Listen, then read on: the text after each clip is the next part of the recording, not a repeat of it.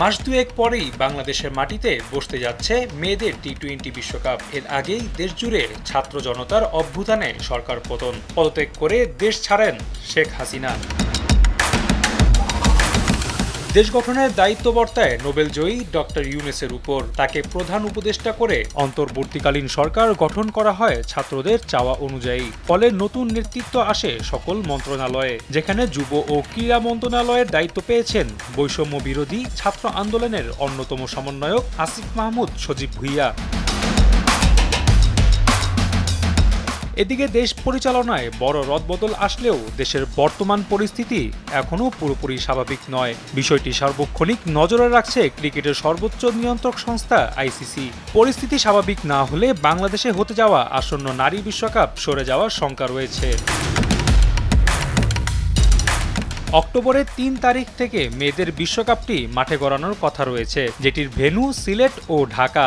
বিশ্বকাপের বিকল্প দেশ হিসাবে ভারত, সংযুক্ত আরব আমিরাত এমনকি শ্রীলঙ্কার নাম রয়েছে। বর্তমান পরিস্থিতির উন্নতি না হলে এসবের কোনো একটিতে চলে যেতে পারে নারী বিশ্বকাপের আসর।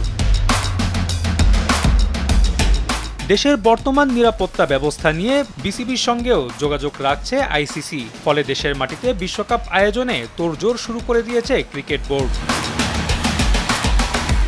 ইতোমধ্যে বিশ্বকাপ আয়োজনে দেশের নিরাপত্তা চেয়ে বাংলাদেশ সেনাবাহিনীর প্রধান ওয়াকার উজ্জামানকে চিঠি পাঠিয়েছে বিসিবি। সেই চিঠির জবাবের অপেক্ষায় এখন বোর্ড কর্তারা। এদিকে দায়িত্ব পেয়েই বিসিবিকে আশার আলো দেখাচ্ছেন নতুন যুব ও ক্রীড়ামন্ত্রী আসিফ। সম্প্রতি একটি সাক্ষাৎকারে তিনি এই বিষয়ে আশ্বস্ত করে জানিয়েছেন বিশ্বকাপ বাংলাদেশের বাইরে যাবে না।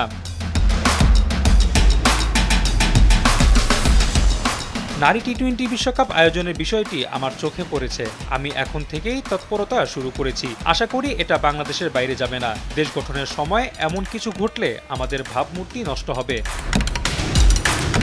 তবে বিশ্বকাপটি আসলেই বাংলাদেশে থাকছে কি না তা নিশ্চিত হতে আরও কিছুদিন অপেক্ষা করতে হবে ক্রিকেট ভক্তদের।